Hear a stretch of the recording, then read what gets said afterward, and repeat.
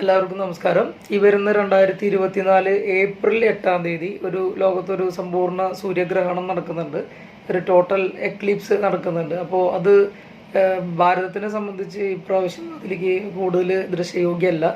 അതുകൊണ്ട് അതിന് പ്രാധാന്യമില്ല. ഇപ്പോൾ പ്രധാന പരിഷത്തിനെ പോലെയുള്ള അല്ലെങ്കിൽ ഓക്ഷയം പോലെയുള്ള പഞ്ചാംഗങ്ങളിലൊന്നും അതിന് പ്രാധാന്യം കൊടുത്തിട്ടില്ല, അതിന് രേഖപ്പെടുത്തിയിട്ടില്ല. കാരണം അത് കേരളത്തിലേക്കോ അല്ലെങ്കിൽ ഇന്ത്യയിലേക്കോ ഒന്നും നേരിട്ടുള്ള ദൃശ്യമോ അല്ലെങ്കിൽ ബാധിക്കപ്പെടുന്നില്ല.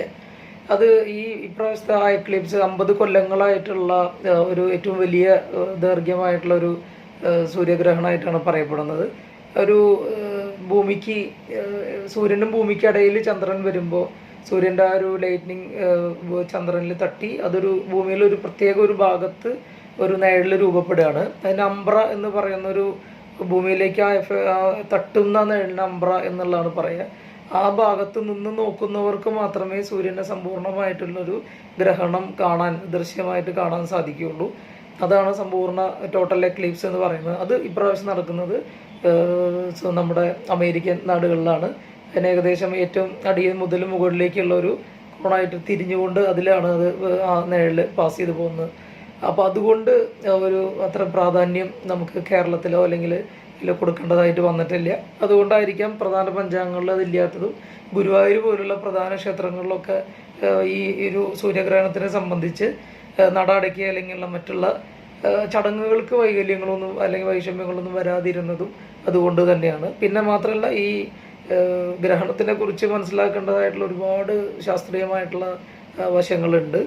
അത് ഒരുപാട് ഖഗോളം മുതലായിട്ട് അതിനെ ഗഗോളം, ക്രാന്തിവൃത്തങ്ങൾ, വിക്ഷേപവൃത്തങ്ങൾ, അതുപോലെ രാശി ചക്രങ്ങൾ, ധ്രുവത്തിൻ്റെ തന്നെ ഉന്നതാംശങ്ങൾ, നിരക്ഷം എന്ന് പറയുന്ന ഭൂമധ്യരേഖയെക്കുറിച്ചിട്ട്, ഘടികാമണ്ഡലം, അതുപോലെ ഈ പൂർവ്വപാദനും അപരപാദം എന്ന് പറയുമ്പോൾ രാഹുകേതുക്കൾ, ഇവരൊക്കെ ഒരുപാട് ബന്ധങ്ങൾ അതിൽ യോജിപ്പിച്ച് ചിന്തിച്ച് അത് മനസ്സിലാക്കാൻ സാധിക്കുന്നതാണ്. പിന്നെ അതുപോലെ തന്നെ ഈ സൈസ് ആൻഡ് ഡിസ്റ്റൻസ് എന്ന് പറയും. ഈ ഗ്രഹണത്തിൻ്റെ പ്രധാന വിഷയങ്ങൾ എന്താണെന്ന് വെച്ചാൽ ഈ ഗ്രഹങ്ങളുടെ ഓർബിറ്റൽ ഒരു പൊസിഷനുണ്ട്.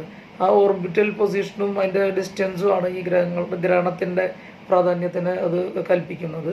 പിന്നെ മാത്രമല്ല, ഈ ക്രാന്തിവൃത്തം എന്നൊക്കെ പറയുന്ന സൂര്യൻ്റെ സഞ്ചാരപഥം, അതുപോലെ ചന്ദ്രൻ്റെ തന്നെ വിക്ഷേപവൃത്തം എന്ന് പറയുന്ന ഒരു സഞ്ചാരപഥം, അത് തമ്മിലുള്ള ചെരിവ്, ഇതെല്ലാം ഈ ഒരു സൂര്യഗ്രഹണത്തിന് അല്ലെങ്കിൽ ഏത് ചന്ദ്രൻ്റെ ആണെങ്കിൽ പോലും ഗ്രഹണത്തിന് പ്രധാനമായിട്ടും ബാധിക്കുന്നതാണ്. അപ്പോൾ ഒരുപാട് കാര്യങ്ങൾ അതിൽ മനസ്സിലാക്കിയെടുക്കാനുണ്ട്. എന്തായാലും ഇപ്രാവശ്യത്തെ സൂര്യഗ്രഹണം കേരളത്തിനെ സംബന്ധിച്ചോ അല്ലെങ്കിൽ ഭാരതത്തിലേക്കോ നേരിട്ട് ദൃശ്യയോഗം അല്ലാത്തതുകൊണ്ട് പ്രാധാന്യമായിട്ടുള്ള ആ നാളുകാർക്കോ അല്ലെങ്കിൽ ആ നാള് തട്ടുന്നവർക്കോ ദോഷങ്ങളൊന്നുമില്ല. അങ്ങനെ ഉണ്ടെങ്കിലാണ് നമ്മൾ ക്ഷേത്രത്തിൽ പോയി അതിനുള്ള പാമ്പും പൊട്ടിയും പോലുള്ള അതിൽ സമർപ്പിക്കേണ്ടതും കാര്യങ്ങളൊക്കെ ആയിട്ട് ചെയ്യാറുള്ളൂ. ഇനി ഇതിൻ്റെ ഡീറ്റെയിൽ ആയിട്ട് അറിയാവുന്ന ഒരു സമ്പൂർണ്ണ ഗ്രഹണത്തിനെ കുറിച്ച് അറിയണമെങ്കിൽ ഇതിനോടുകൂടെ കുറച്ച് ഫോട്ടോസ് ഞാൻ ആഡ് ചെയ്യാം. നന്ദി, നമസ്കാരം.